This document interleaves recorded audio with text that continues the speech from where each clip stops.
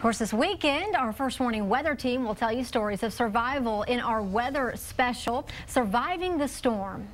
Yes, indeed. This year we're focusing on 4 types of severe weather, Aaron. Tornadoes, flooding, lightning, and drought-induced wildfires.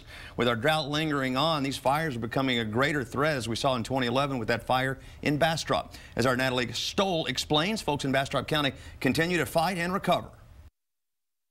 I lost my home. I lost 2 homes.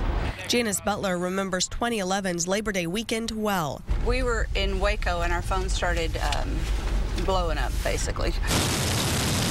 A massive wildfire broke out in Bastrop County, just a few miles from her property, and her daughter was home. That we had a friend that was working on our garage. He was sheetrocking a wall in our garage, and he jumped in our car and packed her up and left, but the fire was at our house within 10 minutes. We didn't have wind here before. Now we have wind.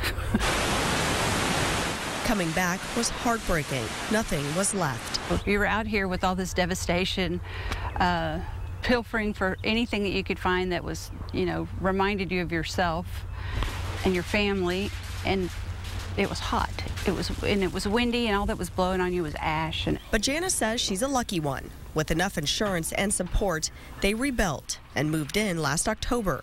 But I feel like I really, in that sense, have been blessed, and I wanted to reach out and help people who didn't really have that support system.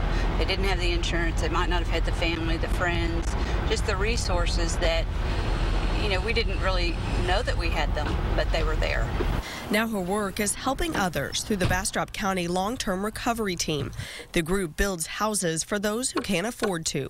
It's pretty heart-wrenching to think that we live in as prosperous of a country as we do, and that we have people that are, struggling to survive. And nearly 50% of those who lost their homes had no insurance or simply not enough. With grants and donations, the group has built dozens of new homes. The